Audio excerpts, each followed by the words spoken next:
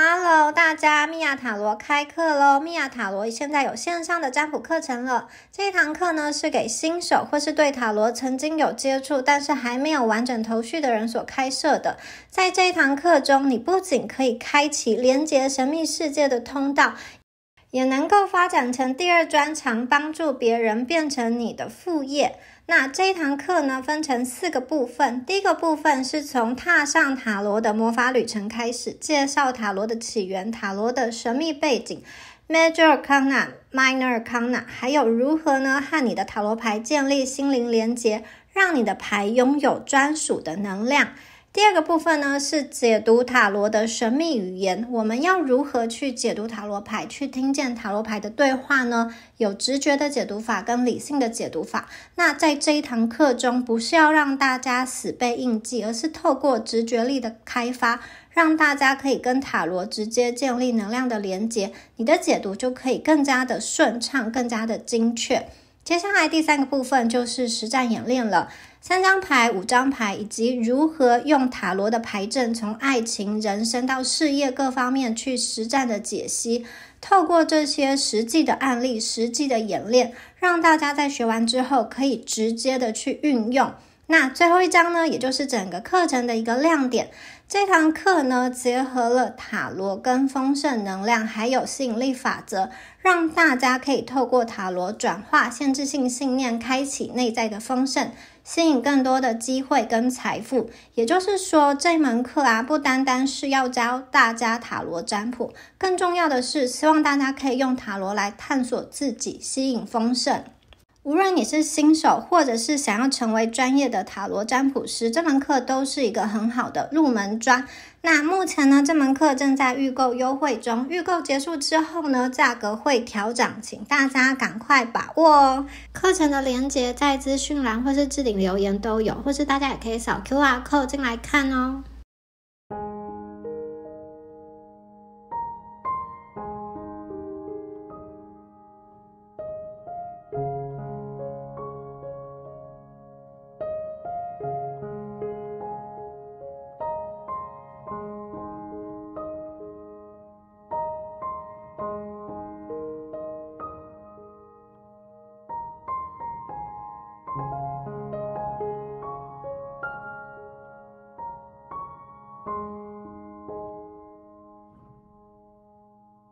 Hello， 选到第一组的朋友们，大家好，我是米娅。那我们今天呢要来看的主题是转运，未来的3到6个月有哪一方面即将要转运，即将要起飞，即将要迎来好消息哦。好，首先我们来用能量神谕卡对应一下第一组朋友你们现在的一个能量的状态哦。好，那第一组朋友，你们的牌第一张牌是执着、敌意、犹豫不决、大天使、夏米尔。来看一下这几张牌哦。首先呢，我会感觉到第一组的能量啊，你们其实是一个你们的能量比较冰雪聪明，我觉得你们是能够去有一双可以把人事物看透的眼睛。有的时候你就是太聪明了，好是看得太多，想得太多，反而造成你自己很多的困扰。有些人也许没有那么聪明，没有想得那么远，他的日子就是可以这样过一天算一天，比较轻松的过下去。可是对于你来说，我觉得你们内心啊会有很多的各式各样的想法，有的时候是自己跟自己过不去，就是越想越深，越想越执着。这一组的朋友，我觉得有一些人，你们正在觉得自己被旧有的一个模式，或是过去的一个人，不管是感情上的一个人，或者是说职场上的一种模式，让你觉得你被阻碍，你没有办法前进，好像手上有一个锁链，这个锁链会让你常常去想到一些记忆，这个记忆让你没有办法往前走，对于未来有无奈或是绝望，但是你们的脸上是戴着面具，就是其实你可能心里是很绝望的，或是很无奈的，不知道该怎么办。可是你面对其他人，或者说在某些场合，你还是笑着，或者说你还是尽力去撑着，就是没有让别人看到面具底下的你自己，其实可能随时都会崩溃。但是你们通常会把这个崩溃时刻留给你自己，也许是夜深人静的时候。我觉得你们真的是很努力的在戴上这个面具，不想要让别人去知道现在的状况，但又不知道自己究竟能够撑到什么时候。因为很多朋友，我觉得你的困境是，你有一个两难的状况，你不知道该往哪里走，你可能觉得你需要等待时间给你更多的指引，更多的揭示，才能够去下一个决定。因为很多的决定是需要别人，就是需要其他的能量参与，共同的协作完成，需要别人的点头，需要别人的同意。可能你今天是调动工作，你要去找一个适合你自己的职缺，但这个需要第一个有没有这样子的机会来临，这个机会能不能够去争取。所以你们其实有一些不确定性，悬而未决的事情，而这个又不是你单独可以去完成的。那我觉得你们有一种没有办法体验到生活中的开心，并不是说你生活中就是完完全全的只有绝望跟悲伤，而是你好像看不见，说你现在这件事情已经你执着的烦恼的这件事情，就是已经是你人生中的全部，以至于你对于其他事情有一点有气无力，有一点没有办法去兼顾，有一种被束缚的能量。可是这个能量哦，它是要被解开的，它是要被打开的，这个执着它是要被移除的，所以大家不要担心。然后你们除了有这张牌执着，也有这个26号的敌意，拿着宝剑正要开战。也就是说，一方面你们有恐惧，一方面我觉得你们也有想要去救自己，就是这个救自己包含了你觉得你要保护自己，你觉得你要为自己说话，你要为自己挺身而出，不要都没有试过就放弃，或者是说在一些你被侵犯的领域为自己去争取权利，自己要回你本来应得的财产地位，或者什么样子的东西等等的，或者你曾经被别人从背后捅一刀，或是曾经有人讲话对你很挑剔，重伤你。我觉得你们现在其实内心是想要去防卫跟抵抗的，可能过去你困扰的这件事情跟某一个人伤害有关，或者某一个人丢了，或者某一个组织丢了太重的东西在你身上没有办法负荷。我觉得你们会想要去做一点事情，去提出来这个制度这个组织不合理的地方，一些规范，或者说你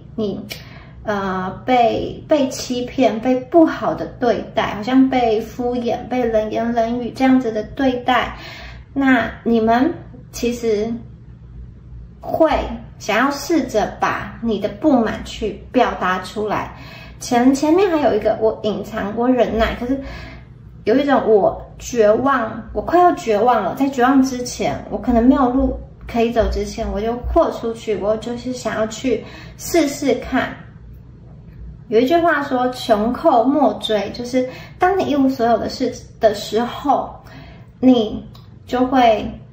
想要去赌一把，就是我就豁出去了。有些朋友真的有这样子的感觉，我就豁出去了，我就是想讲什么就去讲，我要去争取，就是去争取，我要去夺回我的掌控权，我要向别人去说出我真正的想法，有点像是我要鼓起勇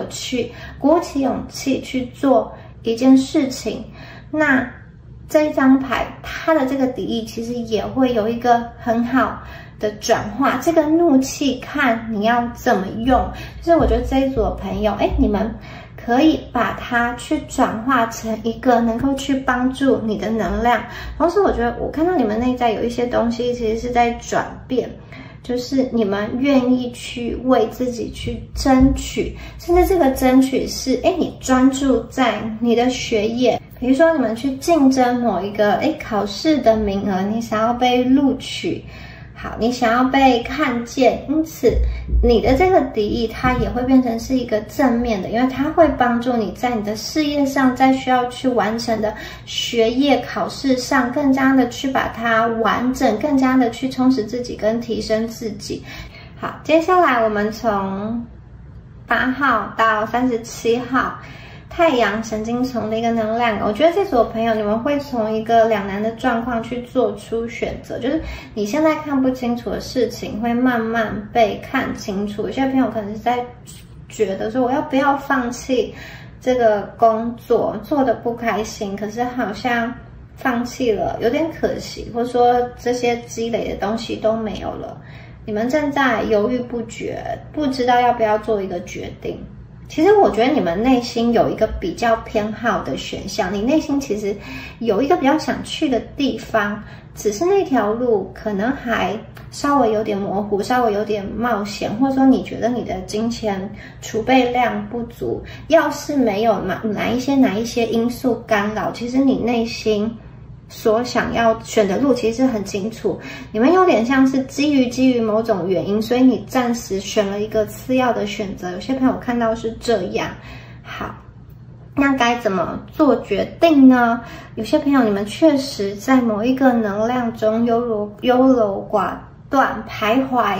动弹不得，可能是几天几个月，甚至有些朋友是几年了，不知道该怎么样。有些朋友是在感情上做出一个决定，好，这样子动弹不得的这个念头，它会被化解，因为我们下一张牌是第3脉轮的大天使夏米尔，这个是美丽的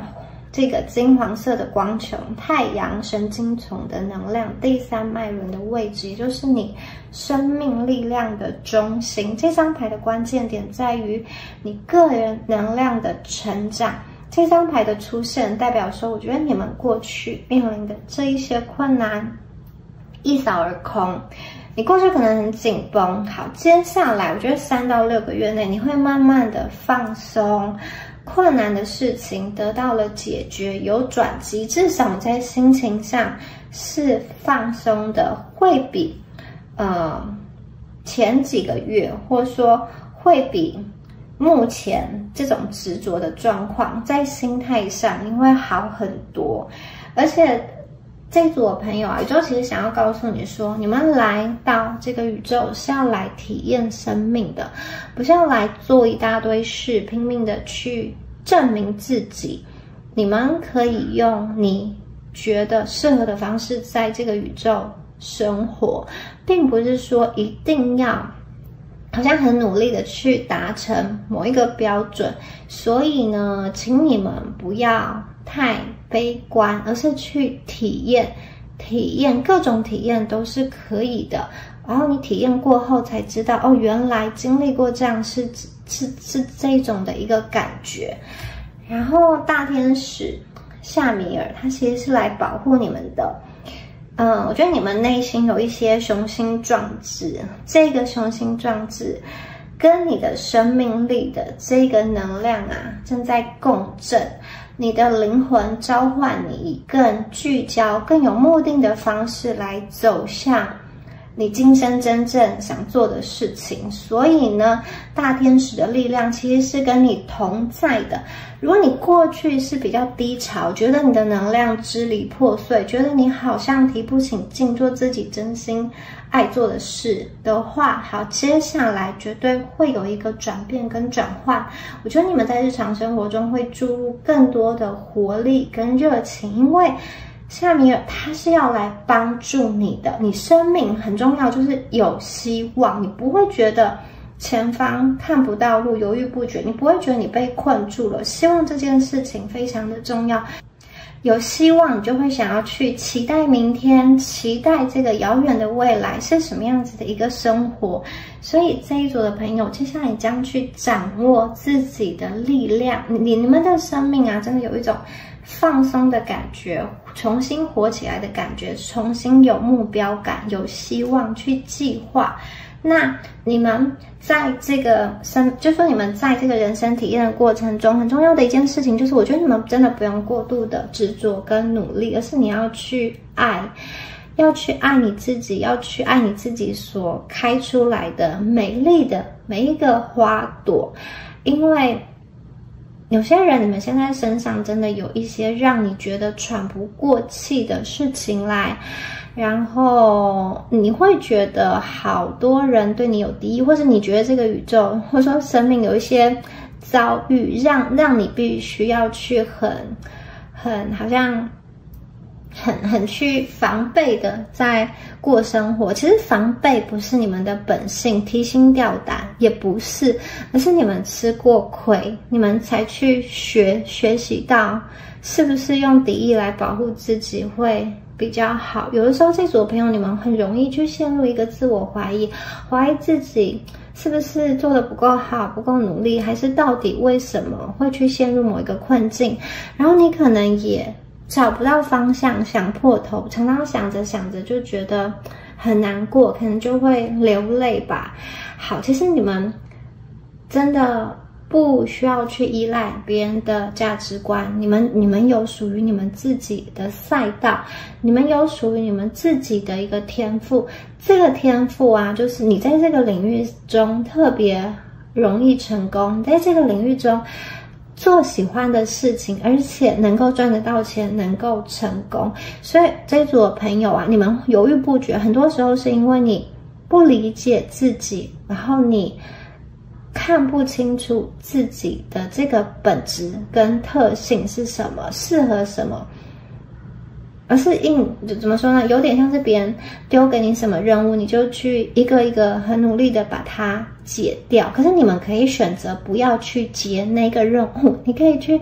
选择去走一条你更加适合、更加喜欢的道路。在哪一条路上，你往前走，你成功的几率，或者说你开心快乐的几率，其实会比你选其他路更加的高。其实你们真的会慢慢的去明白跟理解这样子的事情，并且这一组的朋友，你们的能量会在适当的时机去聚合、去发挥。也就是说，当你找到了你心中的这个热爱，找到了成功几率更高的这一条路，更加让你开心快乐的这条路上之后啊，你外在的一切的名声、财富、地位，你不用努力的去追，它也会自然而然的浮现，真的是这样子。所以真的是在对的时间去做一个对的选择。你们已经要脱离这个犹豫不决的状况了，大家不要担心。好，我们再来看一下塔罗牌的部分。第一组的朋友呢，宇宙要给我们什么样子的讯息？哪一方面即将面临很棒的一个转变哦？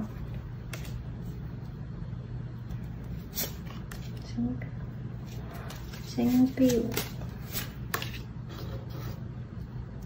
权杖2，宝剑5，权杖8。好，来看一下这几张牌的能量。好，金币皇后跟金币5同时出现了。这一组的朋友啊，我觉得真的要恭喜你们，就是你们心中的一个匮乏感即将被移除，即将被淡化。这个匮乏感包含了你觉得自己没有钱，你觉得自己做不到，觉得自己没有办法，以及没有信心等等的这样子的能量即将退去，取而代之的是一个丰盛。过去啊，很可能你觉得你的运气不是那么好，或是你往前走的时候看到很多的困难，或是有些朋友有财务上的一个烦恼，然后可能陷入了某一个僵局，或者是说你被交付了一些很难以去承办的业务，很棘手、很难以处理的业务，让你喘不过气来。好，有些朋友只是在一段关系中，就是看不见希望，也是有这样子的能量。不管是哪一种内心的匮乏哦，其实我看到的是，你们要被更多的爱、丰盛、喜悦包围。好，你们会重生，这个重生就是完完全全是一个新的开始，就好像钱币皇后她在沐浴一样，她的肚子孕育了一个新的生命，也就是说，你们是一个纯净的重生，这个新生，这个新的能量，你可以重新开始。对于你的未来啊，你想创造什么样都可以。过去的这个执着、限制跟恐惧，它已经离开你了。你的未来是可以无限的想象，无限的去创作，也可以去展现你自己的独特性。所以过去困扰你的事情已经结束了。我觉得在接下来这个新的阶段啊，这一组的朋友啊，你们会从一个复杂、纷扰，或者说令你精神很紧绷的能量中解脱出来，你的心轮会稳定起来，你的心里会踏实稳定，知道你应该要做什么，你的脑袋会变得很清晰，你会把自己从一个很复杂、很难处理的状况中分离出来，然后你会让自己的状态变得很好。我觉得这一组的朋友，你会开始有能量去保护自己，去看一看目前的这个职场关系、人际关系或是工作，哪一些是你觉得你想要继续保留的，哪些东西是跟你未来价值观不符的，不是你想要去走的路。所以我觉得你们可能会去做一些断舍离，也许是感情上的一个重新的开始，去放下，去舍弃，或者是说感情中去做一个决定，要跟某一个人产生更深厚的一个连结。我看到你们想清楚之后，就会去走，就会去动，然后你们真的是有一个崭新的未来，崭新的开始。然后有些朋友，我觉得直接的讯息是，如果你们有在期待这个备孕，或者说期待新生命来临的话，这张牌也是有一个很正面的讯息哦。然后我看到你们过去啊，其实你们过去有一点点觉得自己被放弃，或者说失去希望，模糊不定，或者说好像在天空中飘着，灵魂被抽干的这一种感觉，或者说没有办法找到一个可以信任的人的这一个感觉，都会被完完全全的清理掉，会被清理掉。然后你可以重新的去相信，重新的去看见，重新的被爱，重新的去愿意打开你的心去接纳别人。这个是一个非常非常重要的讯息哦。我觉得你们的心不再这么的紧绷了，你愿意让别人来支持你，愿意让别人来帮助你，这对很多朋友来说是一个很不容易的事情。因为当信任被破坏之后，要重新去信任，它其实是真的是需要一些勇气的。然后你们会到达一个你想要去的地方，甚至我觉得有些朋友，你会突破自己的极限去做一个以前对你来说是很高难度的挑战，这绝对是跟以往不同，更高的阶段，更高的目标哦。你们可以做得很好，是因为我觉得你们找到那个施力点，就像阿基米德的这个杠杆原理说，你给我一个支点，我就可以去举起整个地球。这一组的朋友，你们就是找到那个支点，找到那个特别的一个位置，以至于你可以去轻松的达成你想要做的事情。这个事情啊，你完成之后，你会对自己超级有自信，而且你会想要看得更高，跳得更远。这件事情啊，你过去可能觉得你没有办法做得到，比如说你没有办法通过这个考试，你没有办法拿到这样的薪资，你没有办法去拥有这样子的一个爱情，或者说你没有办法拥有什么样的生活。我觉得这些东西都一一的被打破。你不仅有办法，而且你还要去拥有比你想象中更好、更棒的生活。这就是第一组朋友你们的能量哦。我看到你达到目标，我看到你充满自信，我看到你确实看见自己正在成长，确实去拿下了一些攻击业绩，而且你很有自信，更想要往前走，更想要去期待下一个入口，或者说下一个地方有什么样子新的事情正在发生。我觉得你们的能量真的是自信满满，对自己很有想法，很有自信，觉得自己是没有问题的，觉得是可以去完成的，也确实是可以完成。所以它是内在有自信，以及外在你看到目标具体的被显化成功。至今为止，你们的努力都会去呈现在外在的这个有形的世界中 3D 的世界中，你会去认同你自己，你会去看见你自己。这当中运气的成分比较少，我觉得它确实是你们自己去打下的这个江山，自己去赢得的这个改变。你会很喜欢你自己的一个样子，有些朋友可能是身材体态上的改变，外貌上的改变等等的，经过一番锻炼，你更喜欢现在的模样。你们会抬头挺胸，或者说你们的这个声音表达方式会更加的大声，更加的有自信，你们会去追求更高的目标。好，接下来还有宝剑5跟权杖8的这个能量哦。宝剑5这个女生她在吞剑，我觉得这件事情啊，其实是有一点点混乱的。宝剑5这个女生，她其实是最后取得胜利的人，可是她的这个胜利啊，某一方面有点像是她在看起来，外人看起来这个吞剑很可怕，好像在伤害自己。其实我觉得对你们来说哦，你们就是前一个阶段，你发现你自己是有能力的，你发现你可以去跳得更高，看得更远。我觉得你们会去拿下一些很特别的一个成功胜利，很特别的一个地位位置，或者说财富丰盛的能量。你们可能会有一点点冒险，可是最后取得的这个成果真的是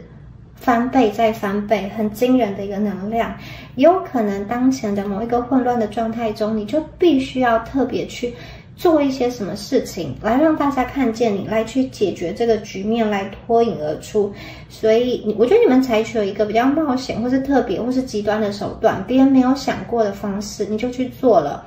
这个方式让你成为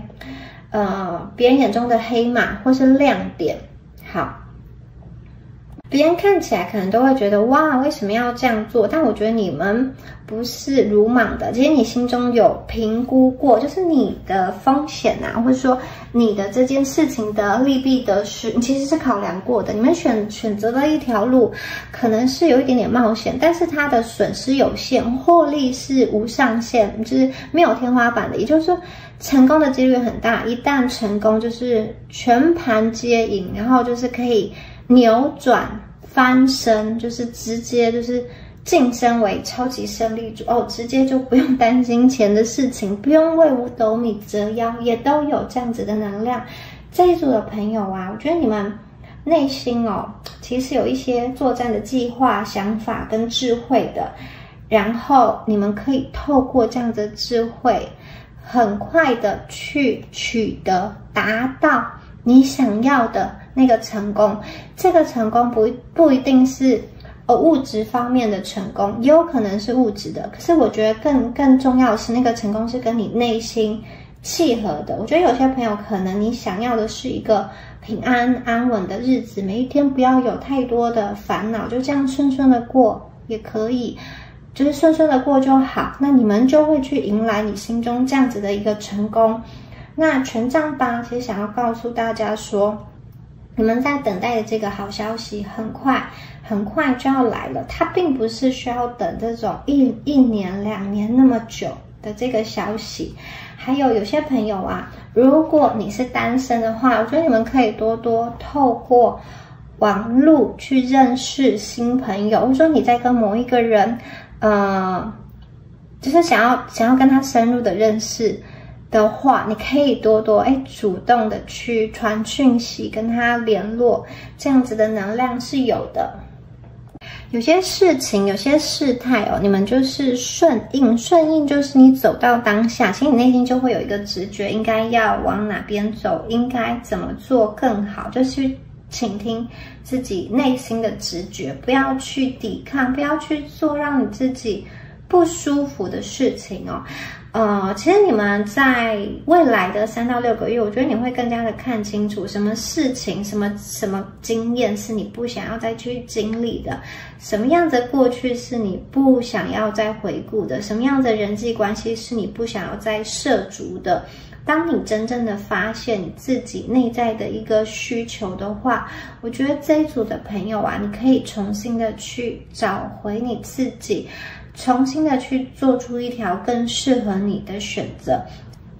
其实你们的高我你们的这个守护天使有想要去试图的跟你做一些连接，传递一些讯息给你，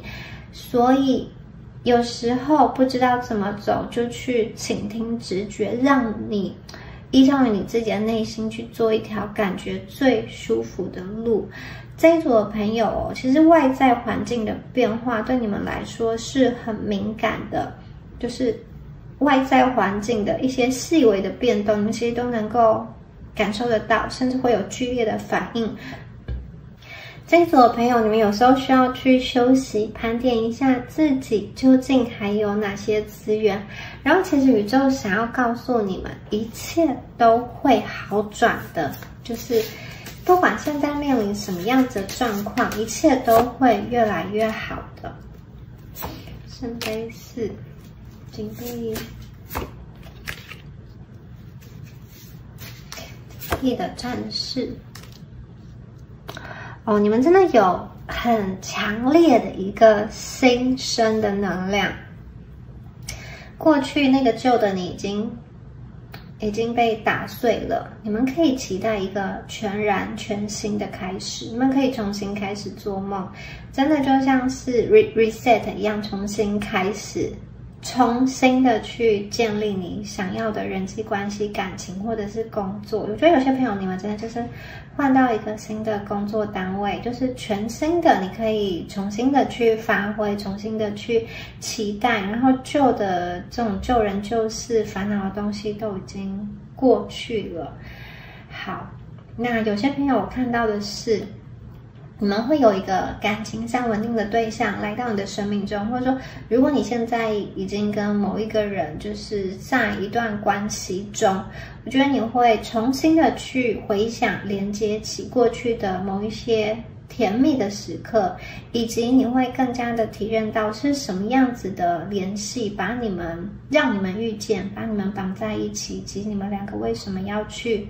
走下去，你内心对于你的选择，还有对于这段感情会更加的安定。如果过去有些朋友在经济上有一些问题，有一些矛盾，有一些困难，这些东西也即将被解决，即将被翻转。你们本身是有能力，你们本身有判断力，我觉得你是可以透过这个清晰的判断力去找到一个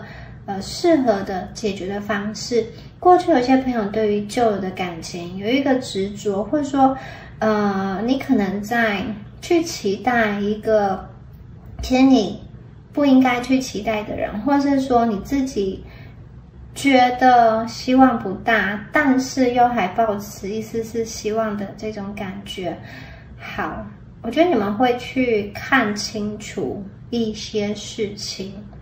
这个感情是单方面的还是双方面的，他给你这个回应是自私的还是有去体谅到你的，以及过去的那个甜蜜那个陪伴，它是不是能够持久的，还是这个人的本性是怎么样的，他的爱够不够深。当你们醒了之后，我觉得你就把某一个连结可能就是斩断了，或者说某一个压力跟负担放下了。也许有些朋友你是跟感情中的另外一方，你们各自有一些执着，以至于沟通的很不顺畅。当你们双方都放弃执着的时候，也许可以重新的清理，重新的沟通，重新的做连接。所以有些朋友是重新带来的能量是有的。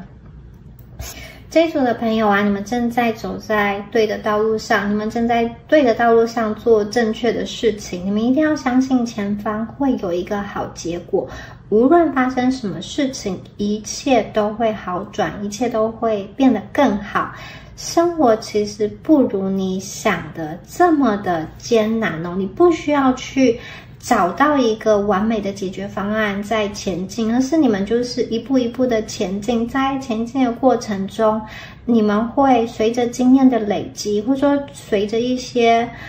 错误的这个累积，曾经犯错嘛，累积之后呢，你再往前跨出的下一步都是更加有力量。你现在的每一步做的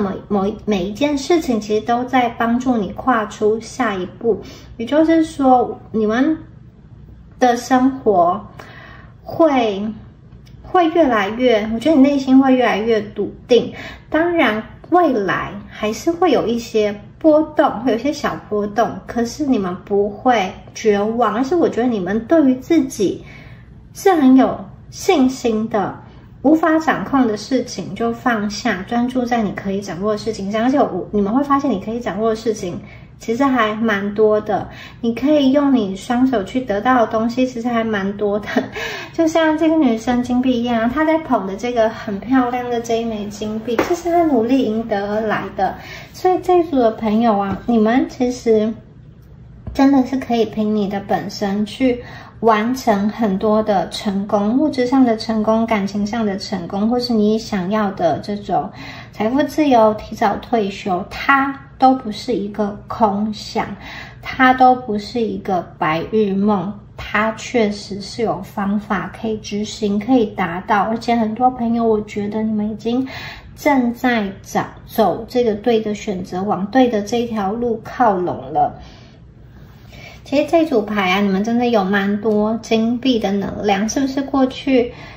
这个金钱的这个议题啊，一直是这一组的朋友心中的一个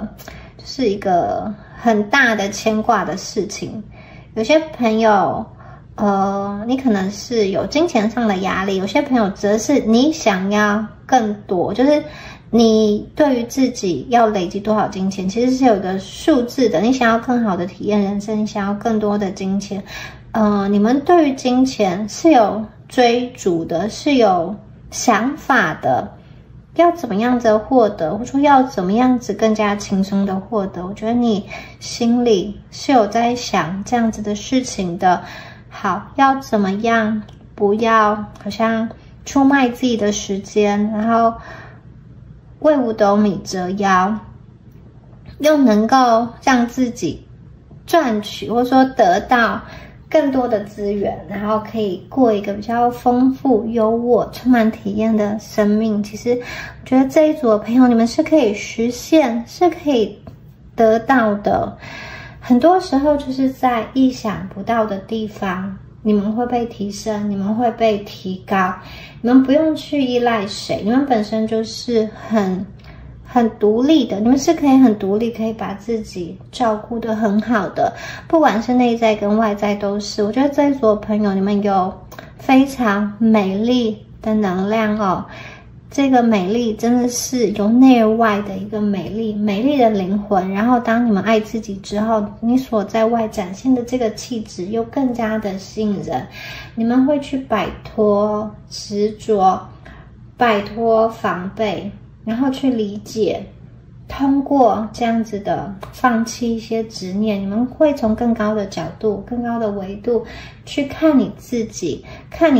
就好像在下一盘棋局，你在这个棋局中处于什么样子的位置，你跟其他人的一些相对的关系啊。当你想清楚、看明白之后，整个心就会很放松。其实你们确实是一个很特别的存在。你们的金钱能量是很丰盛的，只要你愿意去接受，宇宙其实会给你很多的丰足、丰盛、满足的一个能量。你们其实是幸运的一群人，因为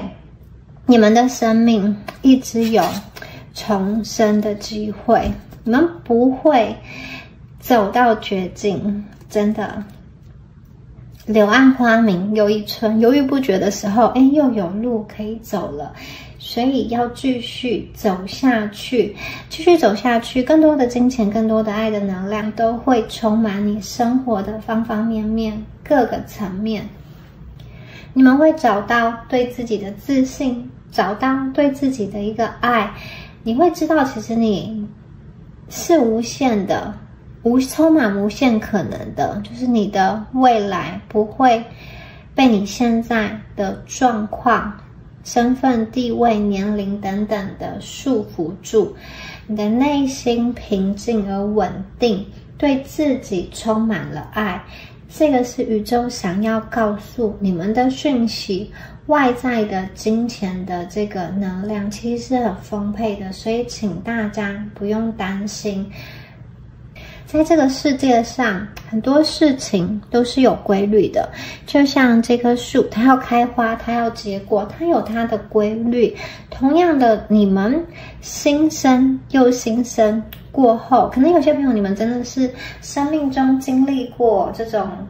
2次的低潮，比较低潮的状况，可是又重新的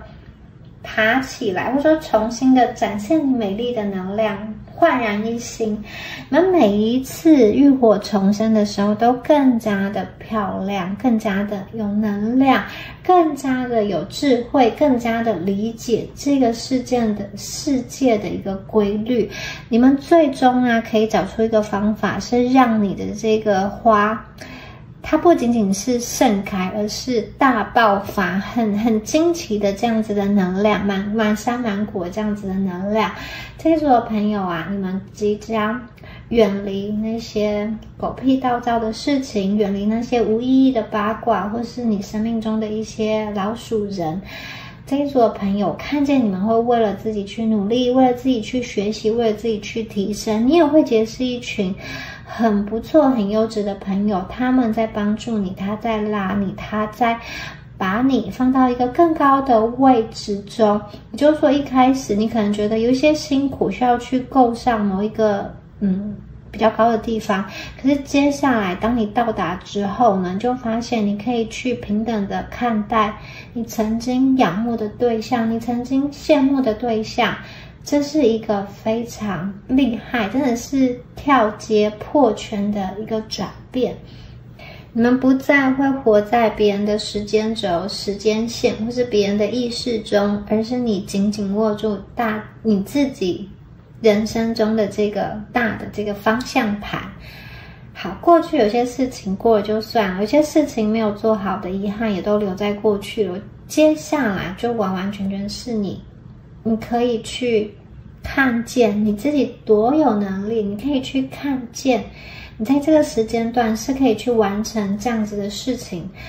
你会去珍惜你自己的时间，你会去珍惜自己的每一天，因为你知道流逝的1分1秒它是都没有办法再找回来的。你去运用你现在所能运用的这一些资源去做你开心的事情。这组的朋友，你们接下来会选择这一条路，你不会后悔，因为这个是你自己构筑的，你自己想去感受的，你自己想要去体验的。你在你的这个剧本中，你就是你的主角，你不要跑到别人的这个剧本中去当路人甲，去当背景，然后去帮别人插花，而是自己去走这一条路，演出这个精彩的一个剧本，是精彩的，是值得期待的，而且它是一个重新的开始。你可以撕掉所有的标签，你想要成为什么样子的人，你想要展现什么样子的形象，都是一个 2.0、3.0 最高版本的你自己。这一组的朋友，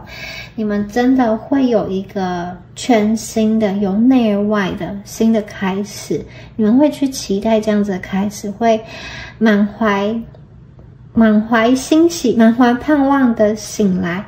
来去接收新的资源、新的能量，然后可以做出一个新的选择。你会觉得这个世界是有机会的，有希望的。你可以去，有些朋友你可以再去念书，有些朋友你可以再去做财务上的一个翻转。有些朋友你们会遇到贵人提点你，让你醍醐灌顶，让你少走冤枉路，真的得到这样子的资源，得到这样子的能量，让你的内心笃定，不会不安，不会焦虑，不会觉得每一分每一秒都在被消耗着，只为去交换一些东西。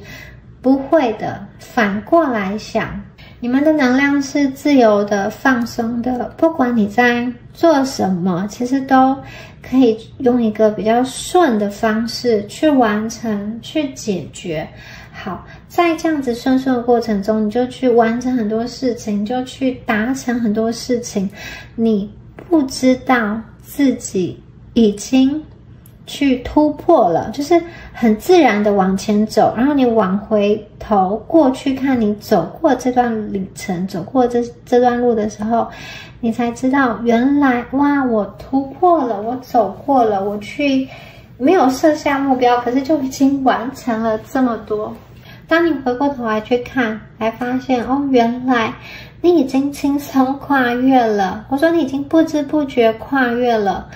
这么多个高山，你已经走得那么远，走到一个从未想象过的地方，看到完全不一样的风景，真的是走到你梦想中的那个生活，你会很平静、很自在，不需要去跟别人比较，因为你现在的样子就是最适合你自己的。这个是第一组朋友，你们未来呈现的这个模样、能量的状态。好，以上啊就是有关于第一组朋友你们今天的解牌啦，希望今天的解牌有帮助到大家，我们下次影片见咯，拜拜。Hello， 选到第二组的朋友们，大家好，我是米娅。那我们今天呢要来帮大家看的主题是转运，什么时候、什么时间呢会有一个不一样的奇迹发生，或者是说，生命中有什么突如其来的惊喜要降临给第二组的朋友。那我们首先呢，一样看一下第二组朋友呢目前的一个能量的牌卡，18号牌跟12号牌。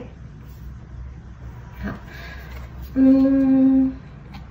们的能量神谕卡抽到的是8号的焦虑跟12号的寺庙之路。其实感觉像这一组的朋友哦，你们有一个迷茫时期哦，可能过去到现在持续了蛮长一段时间哦。你在人生中还在摸索方向，或者是说你前一个阶段已经确立了方向，但是因为人生环境状态的改变，比如说你关系状态的改变，或者说生活居住地点的改变，以至于你必须重新的去安排，重新的去调整，重新的去看下一个阶段有什么是你需要的，有什么是你不需要的。原先的那个计划好像就不能用了。有些朋友的是健康状况的一个改变。那另外有一些人，你们的焦虑来自于外在的不可控的事情，让你心中的一些计划还没有开始就提前结束。其实你们心中可能除了焦虑这种担忧痛苦之外，还有一些不公平感、不甘心感，以及那种长期情绪的累积跟压力，不知道就是某一个未爆弹在什么时候会发生呢？我觉得这件事情不止一件，可能有许多不安的事情都令你烦恼，让你没有办法好好休息。可能即使在睡觉的时候，脑袋还是有很多的思绪哦。这一种状况啊，我看到有些朋友真的是影响到你的这个身体的一个健康。好，你们这种情绪啊，其实压抑了蛮长一段时间的。然后她的这个女生啊，抓着头发，愁眉苦脸，好像在思索一个解决之道，可是当下想不出来，或者说当下不是你一己之力可以解决的。好，宇宙其实也有讯息想要告诉你说，这样子的噩梦，这样子的状态，这样子提心吊胆的焦虑，它其实会渐渐的远离。你们看窗外的这个景色，它看起来还是在暴风中，它还是在阴霾中，但是它即将要结束。你们下一张牌是寺庙之路，我感觉上这一组的朋友，你们会有一个过渡，从一个很烦恼、很焦虑这种压力，一遍一遍累积，就是慢慢的累积的这样子的过程，来到一个你会往内看，你有机会去松一口气，你的心情不再会这么的紧绷的一个状态，你会更加的去经历一场灵性的蜕变。有些朋友正是因为这一场很突如其来的事情，好，你们做了人生中很重大的改变跟选择，进行了一场很深层次的自我疗愈。有些朋友也许你们会减少对于体制、对于某一个人的依赖，有些朋友也许你们会必须逼迫自己要去放下、去改变、去清理，不管是外在这些物品的一个清理，或者是说内在心灵的一个整理、一个断舍离等等的，我看到可能真的是因为这个让你长期以来累积的一个焦虑的事件，以至于你要去寻找内心的一个平静。好，在这个内心的平静，在寻找内心的平静的这个过程中，我觉得你们寻求的是自己的最高的利益，你会去放下一些控制，你会去看见你此时此刻最需要什么。也许你过去抓住的一些执着的想法，就是说人生非要怎么样，这些想法放下之后，你其实就可以松一口气，你就可以去做另外一个选择，你就可以让感情很自由的去流动。而且我觉得在走这条灵性的疗愈的过程中，你们不再会去一直探索这个焦虑发生的原因，以及好是不是跟原生家庭的创伤有关，以及你过往一直以来累积的那些东西。我觉得你们不再去去找原因，而是你们更加的专注在当下，不再一遍一遍的去回溯过往，而是更专心在体验当下的那个时刻的情绪。你们聚焦在疗愈自己身上，你们聚焦在完整自己身上，你们聚焦在体验当下的生命，越来越放松，然后越来越可以敞开心扉去接受宇宙给你的智慧跟灵感。我看到其实寺庙周围的这个灯光象征的是你们的灵性世界，你的家人朋友、天使、你的守护天使、你的指引，以及所有渴望帮助你的这个灵性小帮手，你都可以去召唤他们。这是一个可以去扩展生命、体验生命美妙的时刻。而且特别是有些朋友，你可能经历了一些真的是攸关生死的这一种情况，或者是说某一个令你大彻大悟清醒的事件之后呢，你会更加的想要去把往后的人生的这个时间专注在你最优先想做的事情上，以及跟自我的连接到你的最高意识，你们的生命会有一个意想不到的方式大跃进。所以我觉得有更多的平静，更多的美好会在你们的生命中发生。第二组的朋友，接下来很有可能会经历一场灵性的蜕变。你行走的路一开始看起来好像是蜿蜒的，一开始看起来好像是不知道会通往何方的，可是最终你会在这个蜿蜒之路看到后面这一座鸟语花香的寺庙好，有些经历它其实是你灵魂必走的一个安排，但是你走到最后，其实你可以达到内心的一个平静。好，接下来呢，看一下塔罗牌的部分命运之轮、吊人牌，还有圣杯五这边有狮子、金牛、天蝎、水瓶的能量哦，然后这边圣杯五也是天蝎的能量，以及我们有吊人牌双鱼座的一个能量哦。好，这一组的朋友啊，我会觉得，好，过去一段时间哦，其实你们生命中经历了很多的一个变动，每一次的变动都迫使你要重新的去面对自己，重新的去选择。可能有一段时间你感觉到生命中有一些频繁的、突如其来的意外，以至于这个可能是过往你焦虑的原因。而有些朋友哦，你们过去很可能就是有一段时间是比较消极、比较抑郁的。这种消极跟抑郁来自于你找不到世俗的一个肯定，或者是事与愿违，你达不到你心中最想要的理想，或者是说因为现实的因素，你过去那一段时间的努力没有办法马上的去体现出来，所以有时候你会怀疑自己说，你走的这条路是对的吗？有的时候会想要说，是不是就放弃，就躺平就好，因为看不到未来。有一个比较迷茫跟焦虑的一个状况。但是其实宇宙想要告诉大家的事情哦，所有的状态都是暂时的，没有一件事情是维持不变的。其实你们接下来要往哪一个方向走，要往哪一个方向变，是超支在你的。也就是说，这一组的朋友啊，你们不要灰心。宇宙想要告诉你说，你能够做的第一件事情就是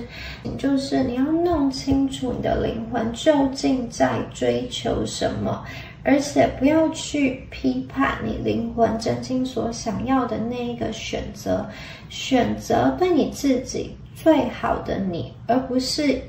一再的去谴责跟批判自己。因为有的时候你的选择可能别人不认同，或者是说跟当下这个体制跟其他身边的人的价值观是有一些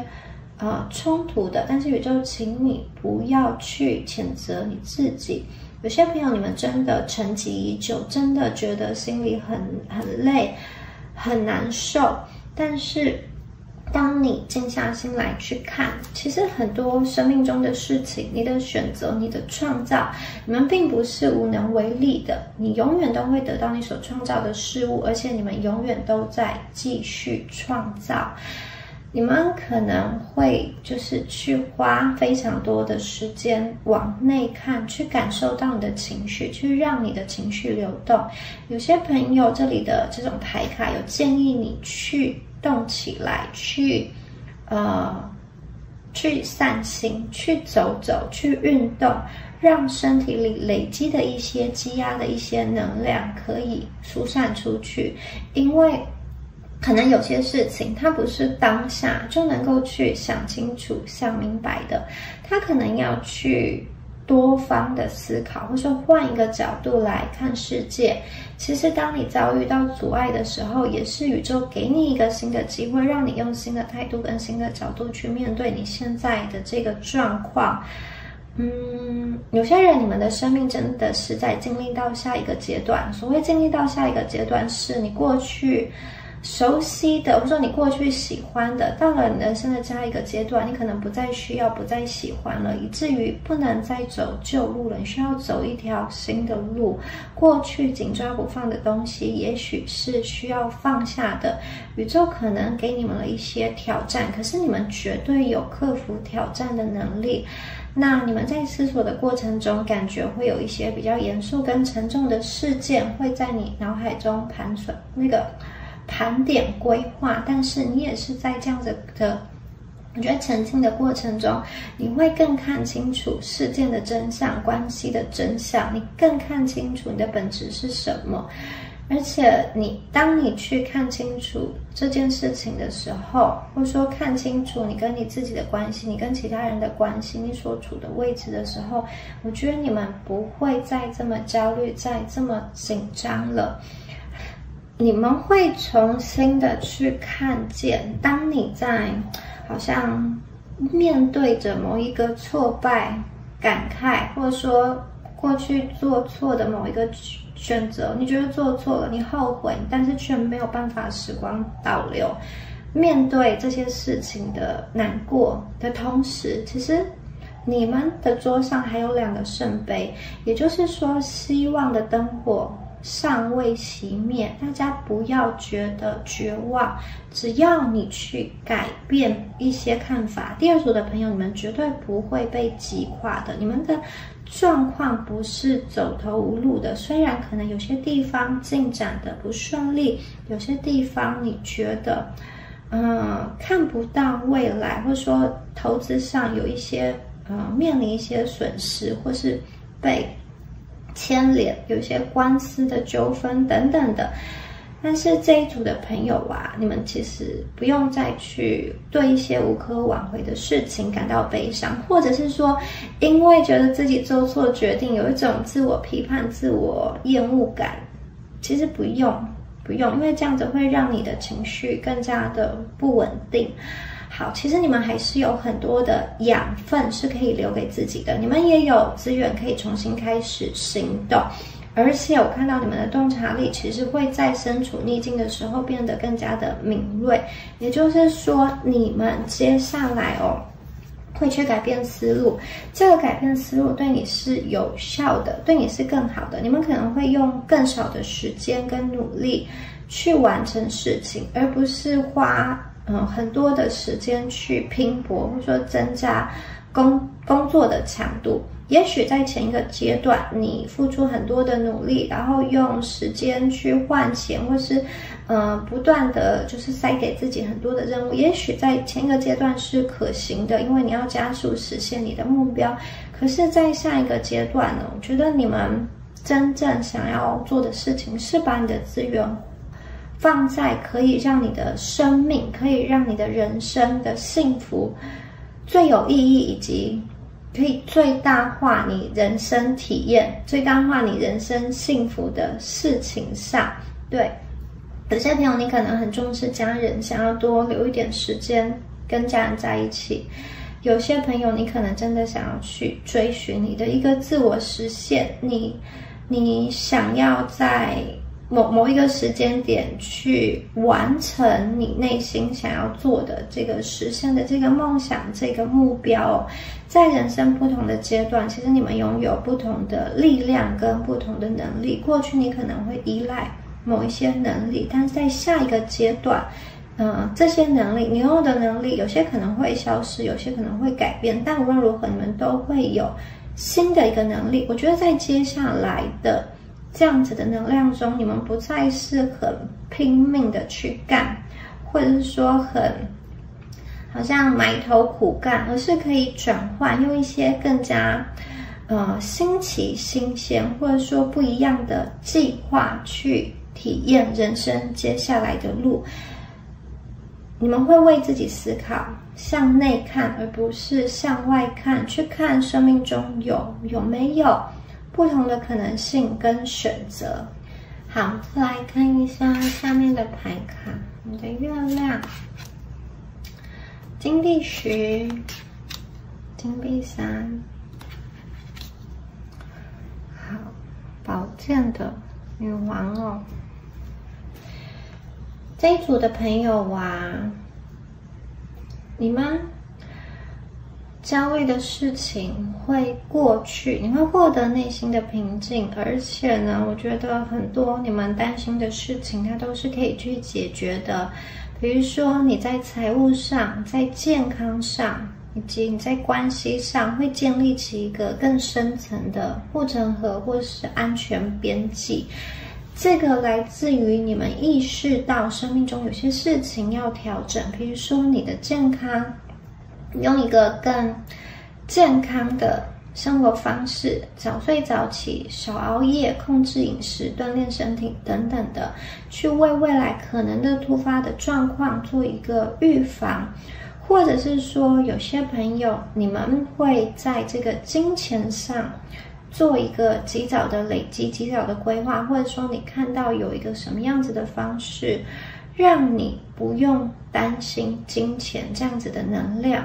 好，其实生命中过去遭遇的打击，真的是迫使你去对你的人生更加的想清楚，你想要过什么样子的生活，你想要拥有什么样子的体验，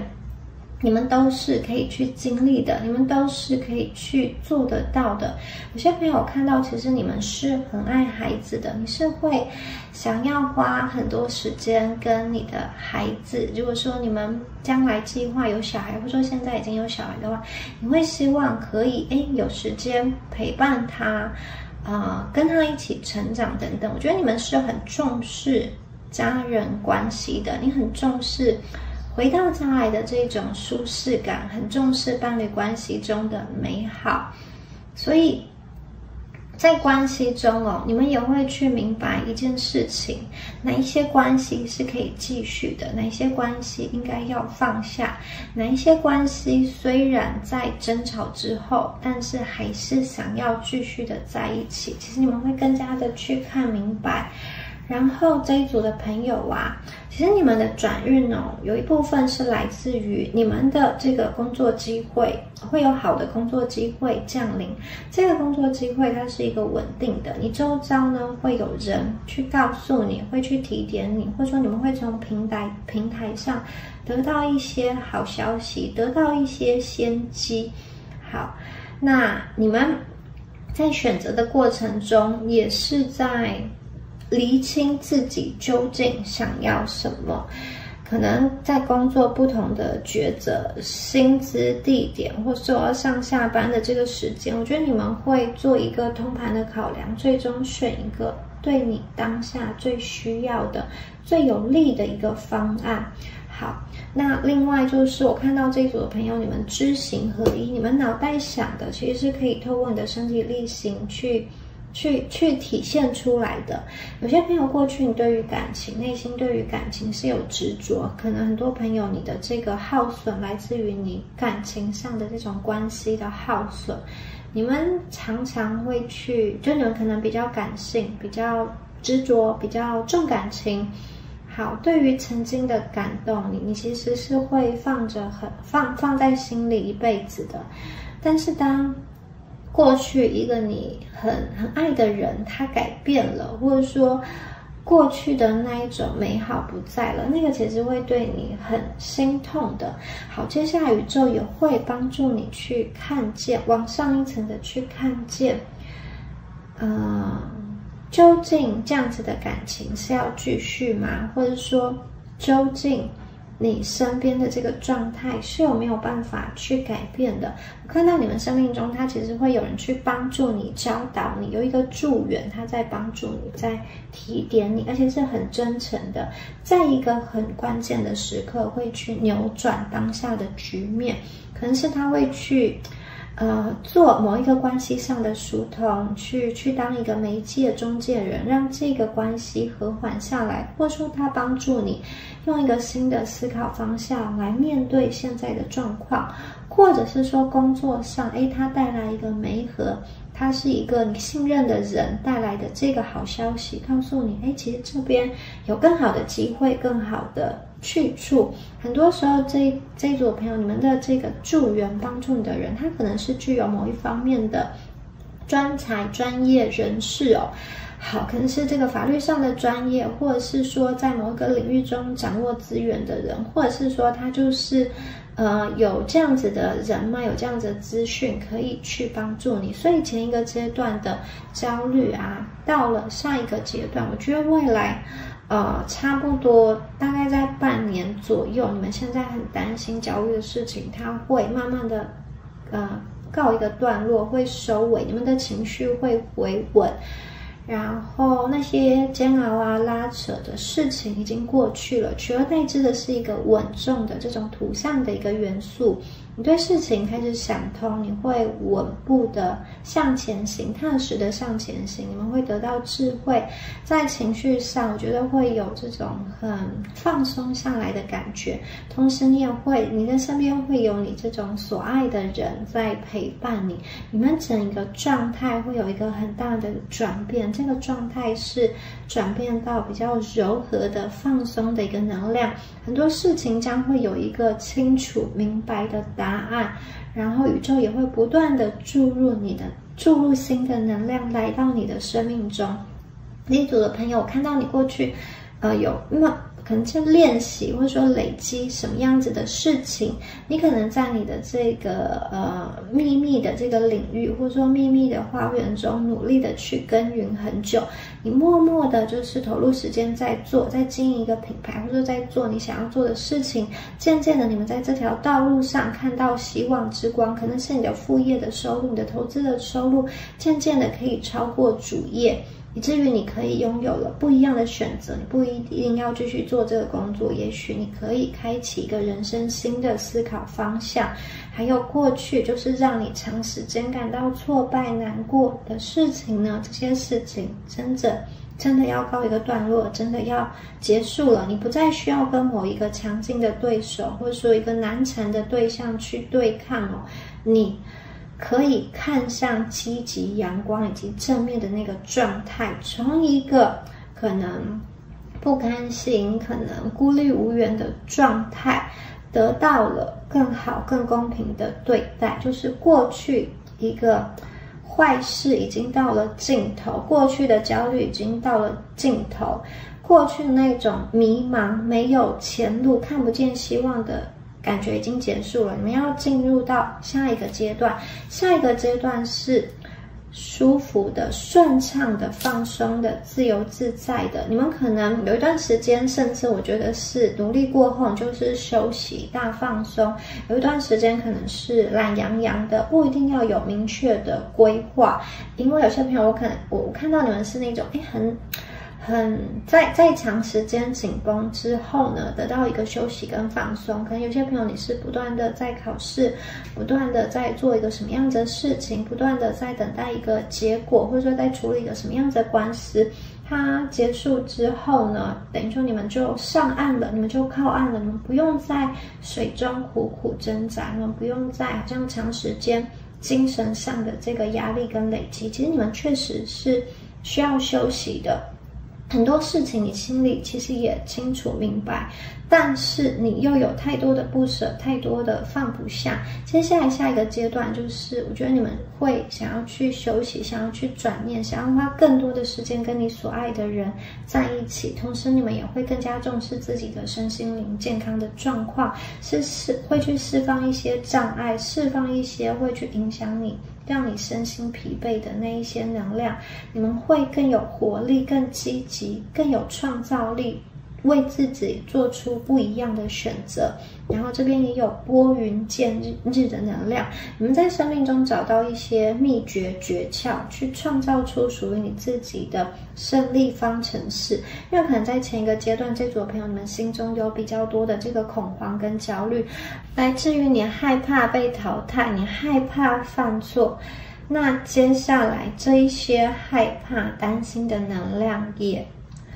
离开了，这些不自信的能量也离开了，很多阻塞的地方、卡关的地方、隔阂的地方都一点一滴的在消失。好，这组的朋友你们真的可以放心，可以喘一口气，新的资源跟新的渠道将要被打开。过去你们这种累积的这个扎实的这个基础哦，这个根基哦，会让你达成一个，我觉得像是初步的这种财务自由。好，你心灵、空间、时间都自由了。什么样子的金钱，什么样子的程度才是财务自由呢？其实每一个人的标准不一样，每一个人想要去体验的生命或者说人生是不一样的。但是人生是你们自己在过的，不需要一直去追求外在的称赞、外在的赏识跟认同感。你们本身就是有资格的。好，你们会去察觉到过去哪一些信念、哪一些想法其实是被扭曲的，哪一些这种看法是因为怨恨，是因为好像长时间的精神上的压力，以至于你看事情的角度变得比较不是这么的正确来看待自己，或者说理解自己。我觉得你们会把那些扭曲的地方去还原，你们会去看见真相。很多的朋友，你们其实真的已经完成最困难的部分，走过最难的路了，所以不要担心哦。我们要看的就是期待未来。好，圣杯一哦，关系的一个能量哦。这一组的朋友，其实你们期待，因为你们这边有刚刚说过有这种天蝎的能量，你们期待的是真心，不喜欢欺骗哦。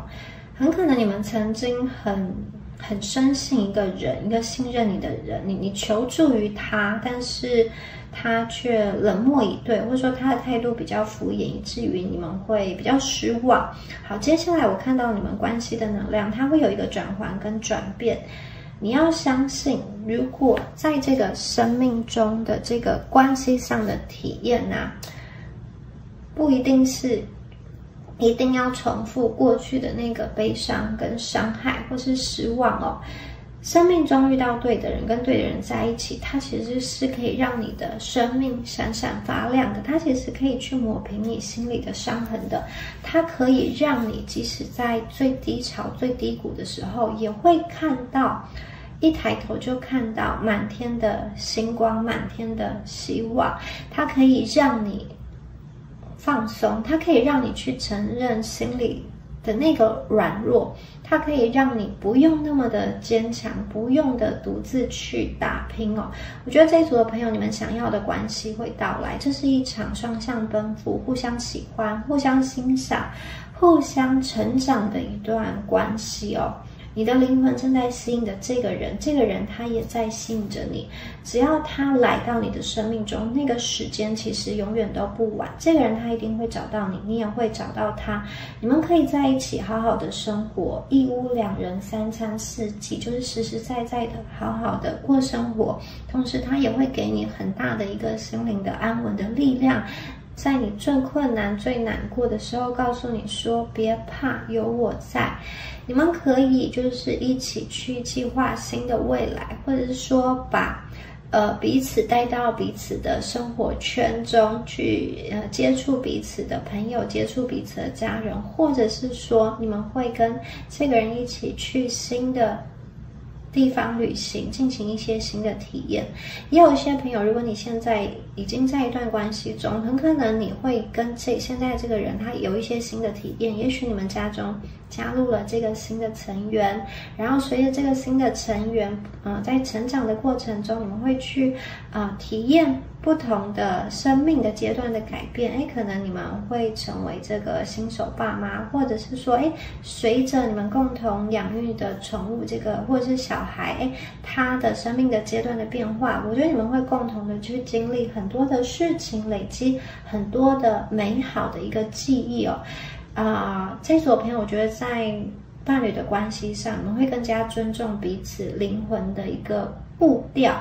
你们会更加的去尊重彼此灵魂的步调，同时呢，又能够在适当的时候融合。你会发现，你跟你的伴侣可能会有一些同步性的产生，比如说你怎么样子的去跟自己对话，你怎么样的去好好照顾自己，对方也会给你相同的一个回应。所以有些朋友看见，也许你跟你的伴侣，可能你们在物理上是分开的，是聚少离多的，但是在心灵上却是一个蛮紧密的一个结合。有些朋友你在关系中纠结的事情会开始转念，你会发现很多事情哦，他这样做，他这样想，不见得是不爱你，就是每一个人的想法其实是会从不同的角度去理解。很可能你过去会因为重复的事情觉得很难过、很委屈，甚至是闹别扭，或是你会想要用各种的方式去获得对方的关注，发脾气，或是用一些就是你自己都不喜欢的方式，但是你就是想要去讨爱。我觉得接下来呢，你好像会去看清楚，其实真相是什么？对方是真的不关心你，不在乎你，还是太累了，还是他根本不知道你有这样子的情绪？有的时候，其实你生命中是有爱的，只是你选择关闭，或者说你因为害怕而关闭，至于找不到、感受不到爱。好，这一组的朋友总结下来，我觉得你们生命会有一个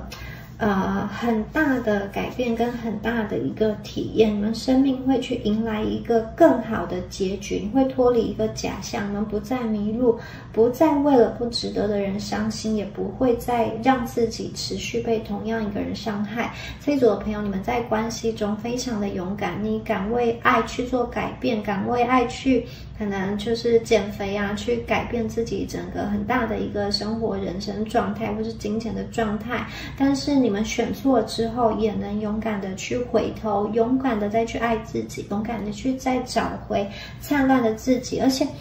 这一组的朋友，你们真的是开始意识到，其实生命的有限性跟生命的无常哦。接下来的生命想要怎么做，你们会集中在去做你最喜欢的事情，对你最重要的事情哦。你们不管现在的状况如何，我觉得你们已经把你手上的牌越打越好，会打出一个最好，就是你拿到的这些资源，你们有办法去打出最好的牌。好，你们这个精神上的享受，或者说精神上的体验，会从一个比较焦虑的状况进入到放松的阶段。而且很多时候，我觉得刚刚说过，你们生命中的这个助缘，它的提点帮助，真的会在关键的时刻去扭转，去帮助你，或者说去做了一个，就是做了决定，他的资讯，他的声音，让你在关键的时刻做了一个往后可以救你一命的一个决定。那如果你们好，这个阶段还在情绪的焦虑、情绪的崩溃、情绪的失控，其实没有关系，因为情绪的崩溃、情绪的失控，它其实是让你可以更加的看见你心里真正在乎的是什么，你呐喊的是什么，你需要的是什么。在这个能量上，当你看见之后，你就可以去筛选，你只说你想说的，你去筛选掉你不想要跟他接触的人。所以呢，这个情绪的流动、情绪的宣泄跟情绪的释放是不用担心的，是可以的。大家不用去害怕自己情绪失控的时刻。最后，在关系中，我们会体验到美好，体验到真诚。好，以上啊就是有关于第二组朋友你们今天的解牌啦，希望今天的解牌对大家有帮助哦。那如果你喜欢今天的影片，欢迎帮我按赞或是分享。那我们下期影片见咯，拜拜。Hello， 选到第三组的朋友们，大家好，我是米娅。那我们今天呢要来看的主题是转运哦，有什么样子的好消息即将降临到你们的生命中？有哪一方面即将要逆转，即将要反转？好，来看一下第三组朋友你们的一个能量哦。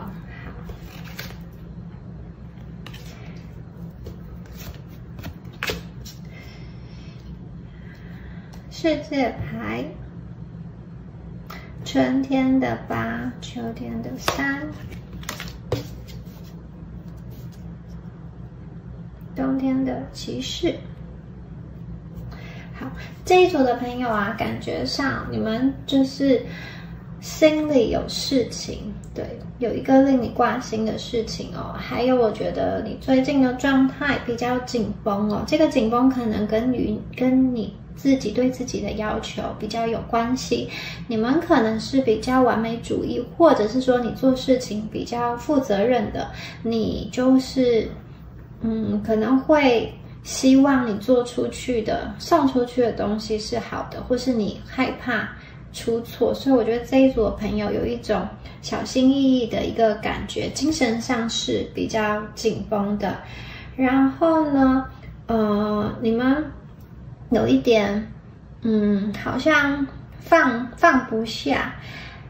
工作压力，或者说工作的状态、学业的状态是让你有一些疲劳的。这种疲劳很多是精神上无形的一个压力，很可能下班之后还没有办法好好的放松。有些朋友则是觉得你们面对的事情啊，它是需要比较有时效性的、比较紧张的，或者说期限很短的，这个也会让你造成比较大的压力，在你的能量上有一种比较恐惧、紧张的能量。还有一些朋友，其实你们这一组的朋友，你们的能力是强的，就是我觉得你们能力不错，有心做其实都能够做，但是就是因为你们想要把事情做好的这个个性啊，反而无形之中又对你造成更大的压力。这个是有好有坏，就是其实你的个性会让你把事情好好的完成，但是也因为这样子的个性，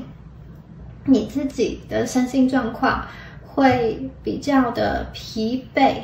那你们其实蛮需要休息的，这里感觉到你们特别是在跟人与人的接触，或是在工作上需要面对一些人，需要去沟通，或是说你要去进行一个就是比较大的活动，或者说这个项目是需要有很多人去一起共同完成，你要去协调，你要问很多人的意见，你要面对很多人，你要面对其他人的时候，我觉得其实你们会有一点点在人际上会有一点点压力，因为就是不是只有你可以独自去处理的，你必须要去协调配合，或者说你必须要去等对方的一个想法，对方的一个意见。所以呢，你们在心情上比较没有办法放松，以至于你很大一块心思的这个事情，就是你很大一块的心思跟烦恼，可能都在处理一些跟工作事业有关的、学业有关的一个问题，就是一些比较务实的这个想法，反而那个感情上、情绪上那些比较浪漫的东西，我觉得你们是没有办法去思考，因为身心状况比较紧绷。其实并不是说你们不想要放松下来，但是好像因为这个模式循环已久，就造成你没有办法放松，你其实是很想要赶快把事情做好。有些朋友，我觉得你们现在在做这个事情，或者说现在你在承揽的业务，是你当初有兴趣，是你当初喜欢的，但你就是会把这项东西看得很重，想要把它做好嘛。有些朋友，我觉得这个东西可能是被迫的，就是你被迫去接这个业务，但是依照你的个性，你也是想要把它做好，但是却有一种越做越无奈，越做越不知道自己在忙什么的感觉。还有些人，你们可能在工作上他的那个容错空间比较少，所以你就也不大敢去犯错。因为这样子的状况，这一组朋友真的是紧绷到有一点点临界点，甚至呢，你这个临界点会使你想要跳脱出去。比如说你在人际关系上很烦恼，你想要跟某些能量完全的划清界限，有些朋友甚至你心中会想要离职、转换跑道、转换职位，或是重新去念书、出国等等的想法，其实都有。就是你会想要借由什么样子的事件来暂停目前好像一个持续奔跑的这个火车，不知道目的地在哪里，不知道什么时候能够停下来。你有的时候会希望外在一些事件可以让你好顺理成章的去卸下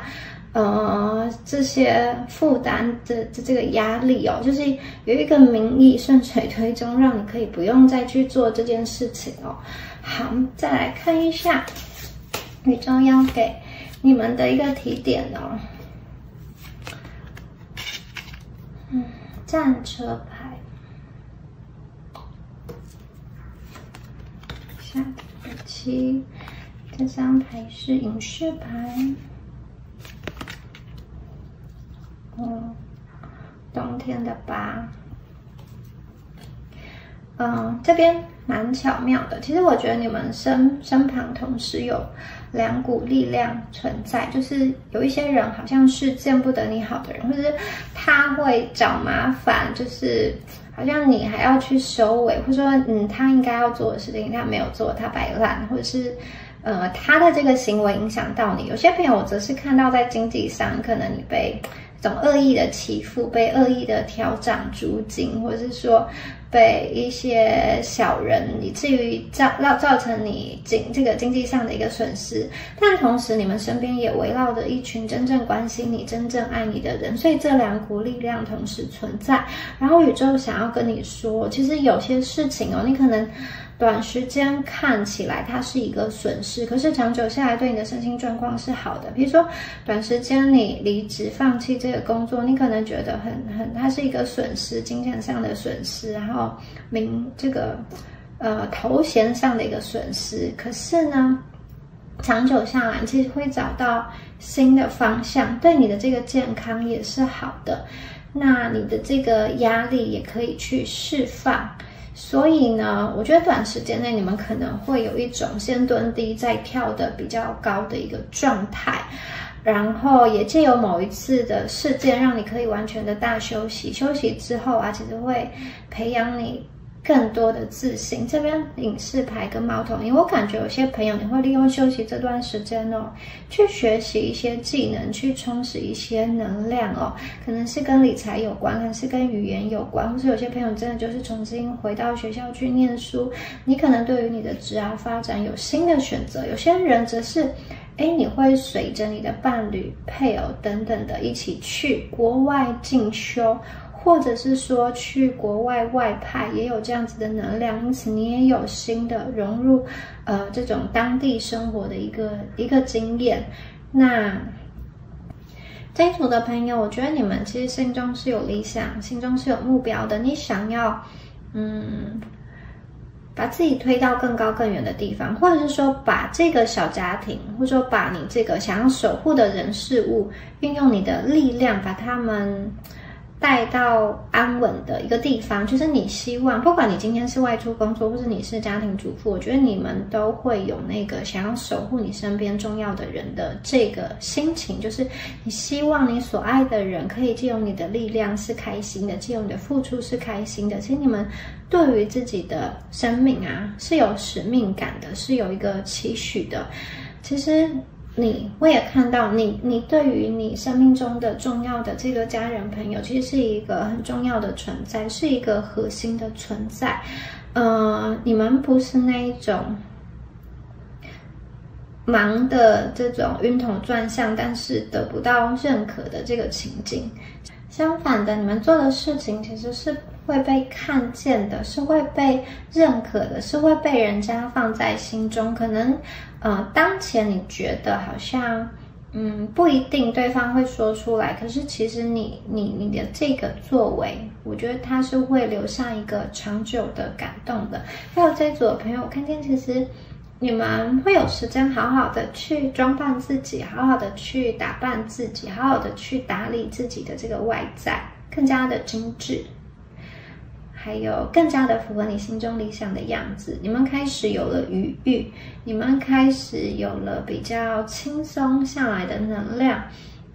你们有一种我觉得算是海阔天空吧，海阔天空。如果你精神过去是比较紧绷的，一直好像忙事业啊，有些朋友是因为忙事业然后一直单身的话，我觉得现在你有一个想要把自己打扮好，去吸引一些好的桃花的能量，或者说让自己放松下来，有时间去跟一些人认识、走走聊聊，会有这样子的能量哦。好，那对于生命中一些有点像是负能量的小人，找你麻烦的人呢，我觉得你们会跟他们划清界限，不需要消耗太多的能量去跟这些就是找你麻烦的人，就是让自己心情不好。这一组的朋友，你们会有智慧去避开一些直接的冲突，并不是每一个在你前面的这个大山都需要很辛苦的去把它移开，有的时候你绕路走就好了，眼不见为净。重点是你的能量很宝贵，与其去跟他吵，与其去跟他争执，最后虽然赢了，但是其实你也会很精疲力尽，或者是说你也会花很多时间再去吵架，再去竞争，其实对你也不是很好。所以我觉得这组朋友，你们要赢的并不是某一场战役，而是你人生整个的这个全盘的通盘的考量。所以你们可能在一些小事情上，可能是你就放下了，你就放手了。也许真的是那个人的不对，也许这件事情是你有理，但是我觉得你们不会一定要去跟他争个输赢，因为其实你人生真的有更重要、更想要做的事情去做。还有这一组的朋友哦，关于你的健康啊，我觉得你们会透过一次好好的休息去放松。不要让别人再捞过界，不要再去做一些不是你应该去承担的事情哦。尤其有一些人他会情绪勒索你，有一些人他就是会讲一些话，让你觉得，好像你不替他做，你不去出面，你不去处理，你不借他钱，好像是你自己不对。你们慢慢的就是会去保护自己，然后知道真的要去松手，真的要去救自己，这件事情很重要。你要去救自己，你的念头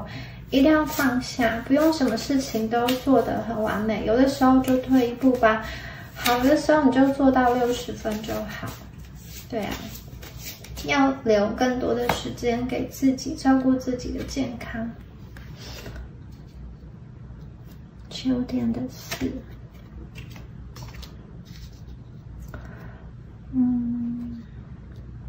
冬天的9。你们的能量很特别哦，就是我觉得它有点像是同时有很好的这个局面，但好像在这个很好的局面中，又稍稍有一点点这个，有一些人在嫉妒你。你们的整体能量是很好的，但是小提醒就是，好像在这个好中，会有一点点想要去嫉妒，或者说想要羡慕、破坏的这个能量还是存在的，有点像是小老鼠人的这个能量哦。好，但是刚刚说过，就长远来讲，我觉得短期而言，这些小老鼠人一定会让你心情上有起伏，一定会让你不舒服，这些不公平的对待不会让你不甘心。可是就长远来讲，他们其实不能够动摇你的根基，不能够去影响你。你们真的不用害怕。好，你们不用去害怕说这些人会长久的待在你身边，其实不会的。这些能量，不好的能量会过去，他们不会一直紧咬着你。看到你们会更加的稳定下来，你们会建立属于自己的王国，你会有你自己的团队，有可能是你跟你自己的家人很开心的生活在一起，有些人可能是分隔两地，终于跟你所想念的人聚集在一起，一起生活，然后在物质生活中累财富的累积哦，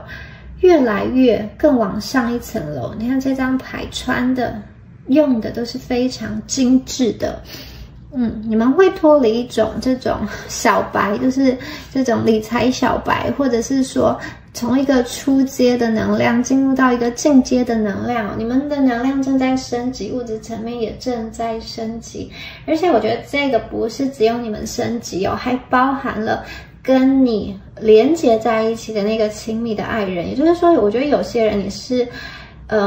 因为你的另外一半，可能因为你的丈夫，因为你的妻子，晋升到了一个算是生活更加优渥的地方。比如说你自己，可能就是赚这样子的钱，然后可能也赚得不错，但是加上他的这个薪水，或者说加上他的这个家庭背景的一些资源等等的，会往上提升到一个势不可挡的高度。所以这一组的朋友，你们并不是单枪匹马的去奋斗。然后这里宇宙也有提醒你哦，有的时候当你被别人激怒的时候，你要去冷静下来。好，冷静下来去分辨，有些人真的是酸民，就不用去理他，你就封锁他。那有一些人，他其实是你生命中的重要人士，可能是家人，但是就是好像谈话就会烦躁，或是说就会有一种想要很争气的冲动。有些朋友是这样子的，那你其实要暂停下来哦，去想一想，好。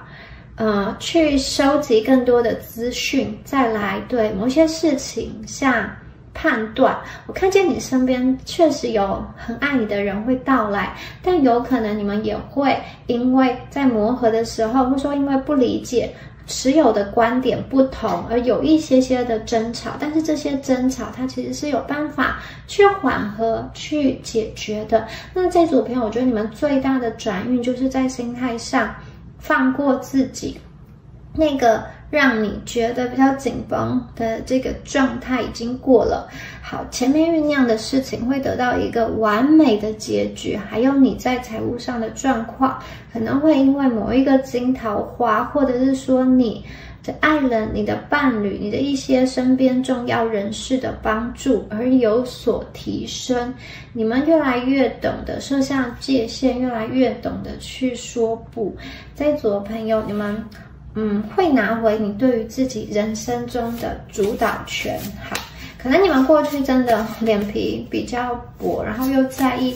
别人对自己的看法，有的时候真的活得蛮辛苦的。而这样子的能量，我看见在改变了。夏天的8，秋天的骑士，春天的报信者。哇，我们这张牌命运之轮哦，好棒。对，你们会离开一个令你伤心之地。我觉得宇宙可能会让你发生一些事情，你一开始就像我刚刚说，一开始短期上看来是错愕的，是觉得说啊，为什么要发生这样子的事情，让你去被迫离开一段感情，或者说一个环境。但长期来看，其实这是对你好的，因为可能在那段感情中真的已经没有爱了，可能就是一个死拖活拖的状态，可能再下去你会受伤的更深，或者是这个地方哦，真的是没有什么发展，它的这个职涯的天花板就很低，你没有再上升的空间了。我觉得这一组的朋友